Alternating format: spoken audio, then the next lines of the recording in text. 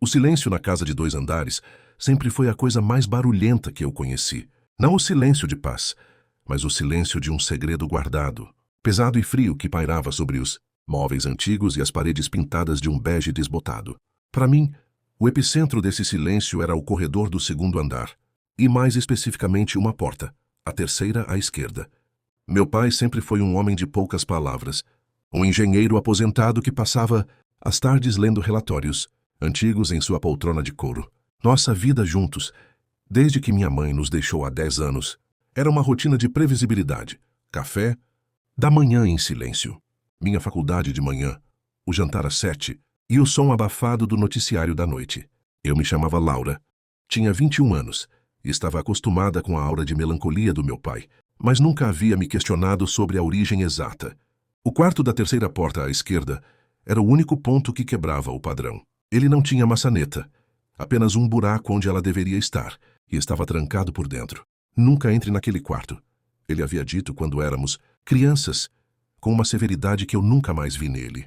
A voz dele, geralmente monótona, tinha ecoado com uma dor tão palpável que eu, na época com 10 anos, senti um arrepio que ia do couro cabeludo até a ponta dos pés, e eu obedeci. Anos se passaram, e o quarto virou uma parte esquecida do mapa mental da casa. Um ponto cego, um mistério sem urgência, até hoje. Eu estava no meu quarto, revisando um trabalho de arquitetura, quando o som me atingiu. Era abafado, quase inaudível, mas inconfundível. Um som rasgante, gutural, que vinha do corredor. Levantei-me, o coração disparado contra as costelas, e caminhei lentamente até a porta. O som era mais claro agora. Era um gemido, e logo depois um soluço quebrou o silêncio. Meu pai estava chorando, e ele estava chorando dentro do quarto que nunca abri. Ele não sabia que eu o ouvia, e a vulnerabilidade daquele som me fez congelar. Um nó apertou minha garganta. O homem que nunca havia derramado uma lágrima na minha frente, nem mesmo no funeral da minha mãe, estava desmoronando, sozinho, atrás da porta de madeira. O que ele estava escondendo? O que havia de tão doloroso naquele cômodo que ele precisava se isolar para chorar? A curiosidade, há muito adormecida, despertou como um animal selvagem, exigindo respostas. Aquele som, o som da dor secreta do meu pai, transformou o mistério do quarto em uma obsessão. Eu precisava abrir aquela porta. Eu precisava saber o que havia lá dentro. A imagem do meu pai, um pilar de força silenciosa, desmoronando atrás daquela porta, me perseguiu pelo resto da noite. Eu não conseguia me concentrar no meu trabalho. Meus olhos constantemente voltando para o corredor escuro. Quando a manhã chegou, trouxe consigo uma falsa sensação de normalidade. Meu pai estava à mesa, tomando seu café, lendo o jornal como se a noite anterior nunca tivesse existido. Ele parecia cansado, com olheiras profundas, mas a máscara de estoicismo estava de volta ao lugar. Eu tentei sondá-lo de forma sutil. Pai, você está bem? Parece que não dormiu direito. Ele baixou o jornal apenas o suficiente para que eu visse seus olhos, mas não sua expressão completa. Estou bem, Laura. Apenas um pouco de insônia. Velhice! Ele resmungou voltando para o jornal. Um claro sinal de que o assunto estava encerrado. O silêncio que se seguiu não foi o silêncio rotineiro. Foi o silêncio de uma verdade, que ambos sabíamos estar pairando entre nós, mas que nenhum de nós estava disposto a nomear. Eu engoli o restante do meu café e me preparei para sair. A caminho da porta, fiz a minha primeira e mais importante pausa na gravação, chamada para a ação no vídeo. Antes de continuarmos, eu quero te convidar a fazer parte dessa investigação comigo. Eu sei que você tem a sua própria teoria sobre o que está escondido naquele quarto, não é? Deixe a sua teoria aqui embaixo nos comentários. Eu vou ler as mais criativas no final do vídeo. E já que estamos falando sobre onde estamos, me diga, de qual cidade você está assistindo a essa história? Adoro saber até onde essa curiosidade está nos levando. Agora vamos voltar à casa de Laura, porque a trama está apenas começando. Deixei meu pai e dirigi para a faculdade, mas minha mente estava longe de arquitetura. Eu estava planejando. O quarto só podia ser aberto por dentro, o que significava que ele só poderia ser acessado pelo meu pai, que carregava a chave, ou eu precisava encontrar uma forma de abri-lo pelo lado de fora. Na aula de materiais, meu professor, um senhor idoso e excêntrico, falava sobre a resistência de diferentes tipos de madeira, e de repente eu me lembrei de uma aula que ele havia dado sobre mecanismos de fechadura e como as fechaduras antigas iam ser enganadas. A casa era antiga, construída nos anos 60. A fechadura, provavelmente também. Eu precisava de tempo sozinha e das ferramentas certas. Voltei para casa mais cedo do que o habitual, inventando uma dor de cabeça. Meu pai não estava. Ele tinha o hábito de ir ao clube de xadrez nas terças-feiras à tarde. Perfeito. Subi as escadas, o coração batendo no ritmo da adrenalina. Eu tinha trazido comigo um kit de ferramentas pequeno, furtado da caixa de utilidades, da garagem, e um grampo de cabelo reforçado. Cheguei à porta da terceira à esquerda. A madeira estava fria e rugosa sob meus dedos. Não havia dobradiças visíveis do lado de fora, o que confirmava que a porta se abria para dentro. O buraco onde a maçaneta deveria estar era pequeno, mas suficiente. Inseri o grampo de cabelo, tentando sentir a resistência do mecanismo. Era um sistema antigo de pinos. Eu trabalhei no buraco por quase 10 minutos, minhas mãos suando e tremendo. A cada clique eu prendia a respiração. Se meu pai voltasse e me encontrasse aqui, eu não saberia o que dizer. Eu não sabia explicar por que eu precisava entrar, exceto pela pura necessidade de silenciar o mistério. Finalmente, depois de um último clique audível, senti a trava ceder. Empurrei a porta, esperando que ela se abrisse com um rangido dramático, mas ela se moveu suavemente em um silêncio quase reverente. Eu entrei. Fechei a porta atrás de mim e acendi o interruptor de luz. A luz amarelada e fraca revelou um quarto de criança. Não era um quarto de hóspedes nem um depósito. Era um quarto perfeitamente preservado, como se a pessoa que morava ali tivesse saído apenas alguns minutos antes e estivesse prestes a voltar. As paredes eram de um azul celeste vibrante, não o bege desbotado do resto da casa. Havia um cavalinho, de balanço de madeira no canto, com a tinta lascada em alguns pontos. A cama estava feita, coberta por uma colcha com desenhos de pequenos aviões. Na escrivaninha, havia um conjunto de lápis de cor organizado por cores e um caderno aberto. Olhei para o caderno, e o que vi me fez ofegar levando as mãos à boca. Não eram rabiscos. Eram desenhos de crianças, paisagens ingênuas, casas com fumaça saindo da chaminé. Em um dos desenhos havia 3 figuras de palito. A mais alta, identificada com o nome Papai. A figura do meio com Mamãe e a figura menor, com o nome Léo. Léo, eu. Nunca tinha ouvido esse nome antes. Quem era Léo? Caminhei até o guarda-roupa de madeira. Estava cheio de roupas, todas pequenas.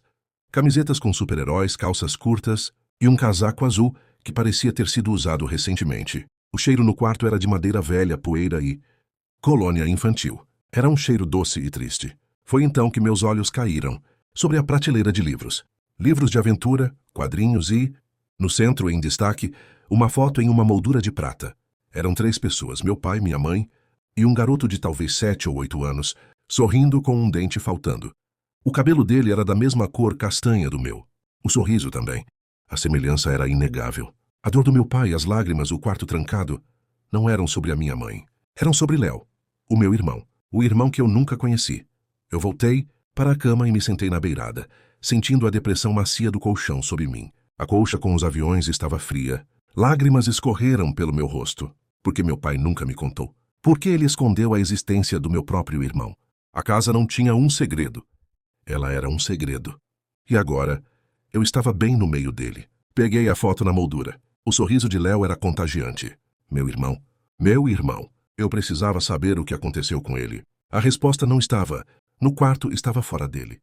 Eu precisava confrontar meu pai. Mas antes eu precisava de mais informações. Olhei para a prateleira de livros novamente. Entre os gibis e livros infantis, notei um pequeno objeto que parecia deslocado. Era um estojo de veludo, fino e escuro, do tipo que guardava joias ou relógios, mas era um pouco maior. Peguei-o e abri com cuidado. Dentro, havia um pequeno diário de capa dura do tamanho da minha mão. Não era o diário de Léo, era muito velho, com a capa desbotada. O primeiro nome na primeira página, escrito em uma caligrafia elegante e cursiva, era Helena, o nome da minha mãe. O diário da minha mãe era fino, e as páginas amareladas, presas por uma fita de cera desbotada. Senti minhas mãos tremerem ao tocar as páginas, a sensação de que estava invadindo o último refúgio de 2 segredos de uma vez. O de Léo e o da minha mãe. Eu o segurei firmemente, voltando a fechar o quarto e a porta, da forma mais silenciosa que consegui, inserindo o grampo de cabelo de volta no buraco para dar a falsa impressão de que a porta continuava trancada por dentro. Voltei para o meu quarto, a adrenalina da descoberta dando lugar a uma urgência fria. Eu precisava saber a história.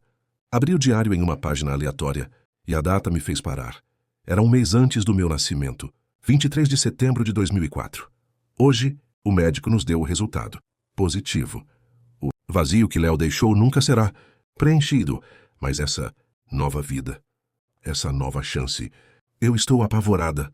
Mas o Marcos, meu pai, diz que o universo nos está dando uma segunda chance. Ele insiste que ela terá o nome que escolhemos para Léo se fosse menina. Se for menina, será Laura. Eu espero que ela traga a luz de volta à nossa casa, que o Marcos consiga ver nela, não o que perdemos, mas o que ganhamos. Não sei se um dia contaremos a ela sobre Léo. A dor ainda é muito grande, e o silêncio de Marcos é a coisa mais aterrorizante. Li e reli o trecho, o vazio que Léo deixou. Meu pai me havia dado o nome de batismo do meu irmão. Eu era uma substituição, a luz que deveria preencher o espaço de uma tragédia. Minha mãe havia morrido 10 anos depois, de uma doença súbita. O luto pela mãe havia sido devastador. Mas agora eu entendia que o luto na casa nunca havia sido só por ela. Caminhei até o início do diário, forçando-me a respirar fundo. 3 de maio de 1996. Léo está com 4 anos e o garoto mais brilhante que já vi. Hoje ele me perguntou por que as estrelas caíam do céu. Eu não soube explicar, mas Marcos teve uma resposta sobre gravidade e a órbita que o fez gargalhar. Eles são inseparáveis.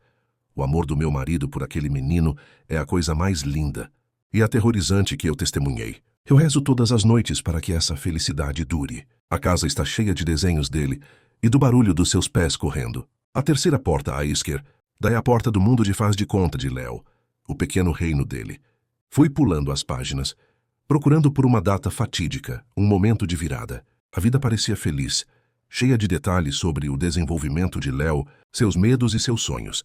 As entradas eram espaçadas, até que encontrei o ponto de virada, uma página em branco no meio do ano, seguida pela data. 12 de agosto de 1999. Não consigo escrever, não consigo respirar. É o fim de tudo. O silêncio. O hospital. Culpa. A porta está trancada. Marcos disse que vai ficar trancada para sempre. É a única forma de manter Léo aqui. O quarto dele é a nossa tumba. E ele me proibiu de falar sobre isso. Nunca para ninguém. O segredo é a nossa penitência. Eu congelei, o diário caindo no meu colo. O que aconteceu em 12 de agosto de 1999? O hospital. O silêncio. A culpa. Léo tinha 6 anos de idade naquela época. Se ele morreu no hospital, foi de doença ou de um acidente. O meu pai falava, sem culpa e penitência. Voltei para a parte inicial do livro, onde havia uma pequena pasta de plástico anexada. Dentro, havia alguns papéis amassados. Eram documentos do hospital. O relatório da morte de Leonel Léo Ferreira, de 6 anos, causa da morte. Morte acidental por afogamento. Local, piscina residencial. Meu sangue gelou. Piscina residencial. A nossa piscina. A piscina nos fundos da nossa casa, que meu pai mandou encher de terra e transformar em um jardim de pedras há uns 15 anos. Lembro-me vagamente de perguntar quando era criança por que não tínhamos piscina como as outras casas, e ele havia dito que era muito trabalho. Não era trabalho. Era a cena de uma tragédia.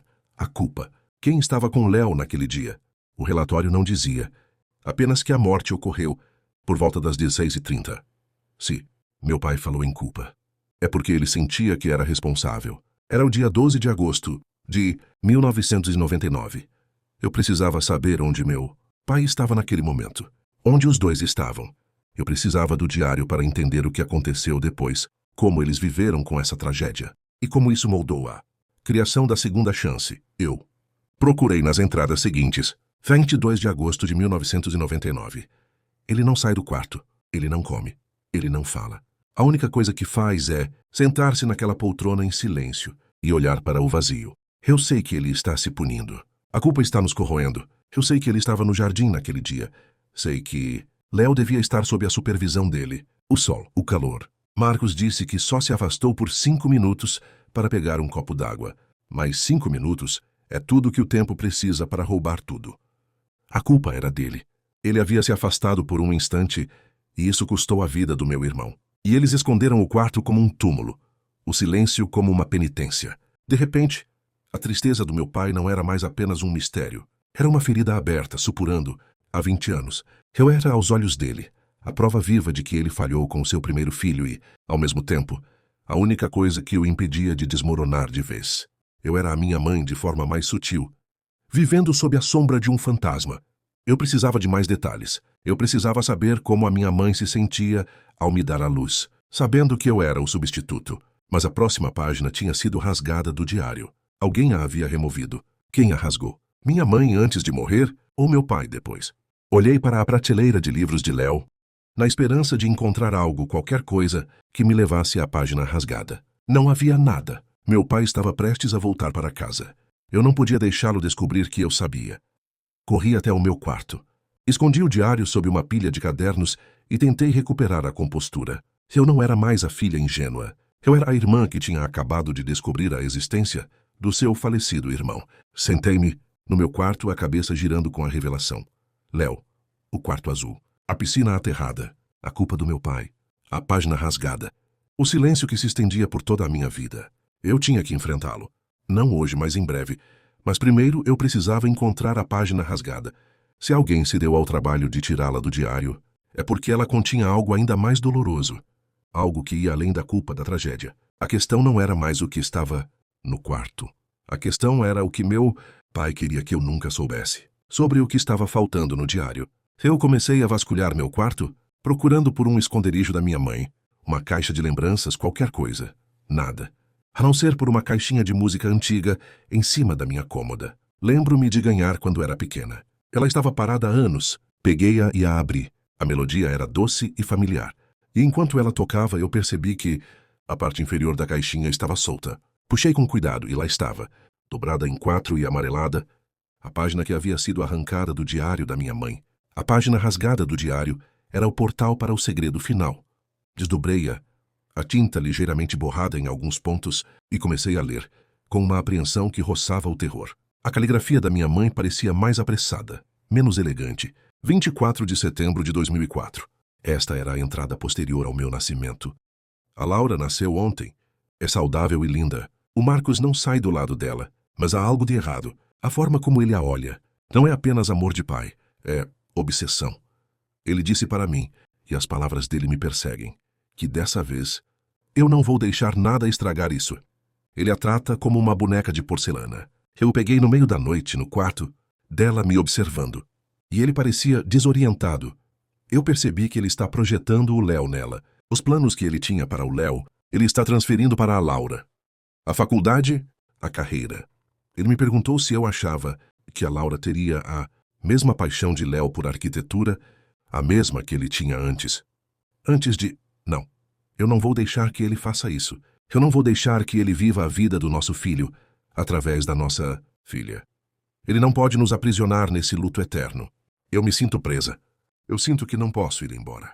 Eu sinto que ele faria qualquer coisa para manter essa segunda chance intacta. Eu tenho medo do que ele faria se eu tentasse fugir com ela. O ar saiu dos meus pulmões. O luto, a culpa, a obsessão. A página estava manchada por o que parecia ser lágrimas e, em uma parte, a tinta estava completamente borrada. Mas a revelação era clara. Minha mãe não estava apenas sofrendo pela perda de Léo. Ela estava com medo do meu pai. Ela se sentia prisioneira do luto dele. E sentia que eu era o objeto da sua reparação. Eu era de fato uma substituta, mas não apenas para o amor. Eu era o objeto de uma vida que ele estava tentando reviver.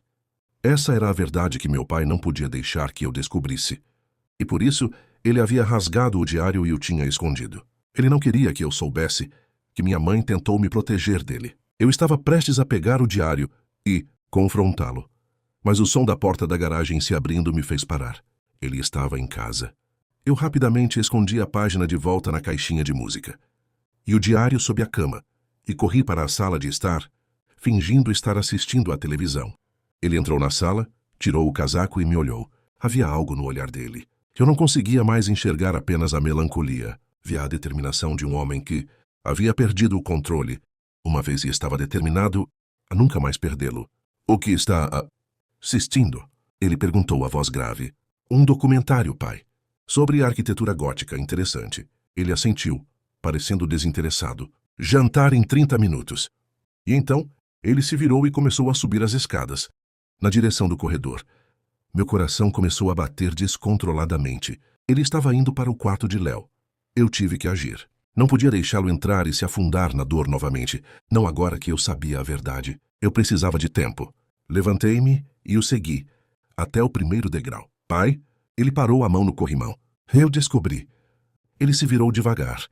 Os olhos que antes eram opacos, agora estavam completamente focados em mim, duros como pedra. O que você descobriu, Laura? Eu sei sobre o Léo.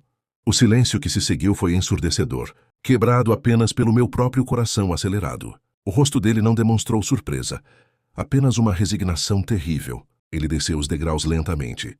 A cada passo se tornando maior, mais imponente. Ele parou bem na minha frente. Quem te contou? O quarto. E o diário da mamãe. Eu li sobre o que aconteceu. Ele fechou os olhos por um momento, como se estivesse revivendo a dor. Quando os abriu, não havia mais o pai melancólico, mas sim um homem desesperado. Eu fiz isso para te proteger, Laura, para nos proteger. Não havia mais nada para ser dito. Era um capítulo encerrado.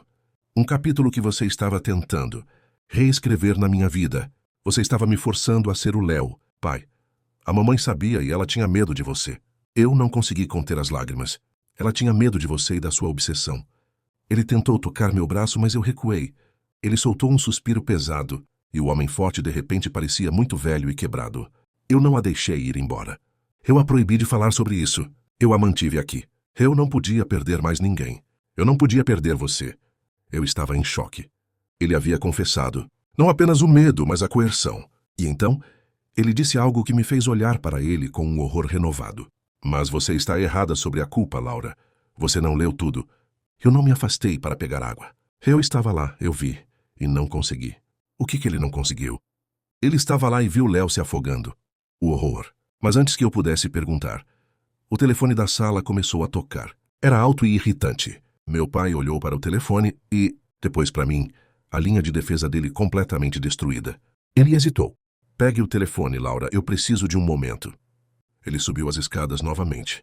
Não em direção ao quarto de Léo, mas ao seu próprio. Eu estava confusa, mas a disciplina de anos de obediência era forte. Fui para a sala e peguei o telefone. Era o clube de xadrez. Alô? Desculpe, ele está em casa. Posso passar para ele? A voz do outro lado era apressada e confusa. Em casa? Não, você não entendeu. Seu pai, o Marcos. Ele nos ligou há meia hora. Disse que estava saindo da cidade por uns dias. Ele deixou um recado pedindo desculpas. E disse que ia se internar em um centro de saúde mental. Eu senti um frio percorrer minha espinha. Olhei para as escadas. Meu pai estava no andar de cima. Ele havia acabado de me dizer que não podia perder eu. Ele havia acabado de me contar que ele viu a morte do meu irmão. Se ele estava no clube de xadrez, quem estava subindo as escadas? E por que ele me disse para pegar o telefone? A verdade atingiu-me como um soco. Meu pai não estava em casa. Ele havia saído. E a pessoa que eu acabei de confrontar não era ele. Eu larguei o telefone, o som do aparelho caindo no chão ecoando. Olhei para o andar de cima, para a porta do quarto de Léo. E tive certeza. O segredo da casa não era a morte de Léo. Era o fato de que, depois da morte do meu irmão, meu pai não estava sozinho. O quarto não estava trancado. E quem estava lá dentro não era ele.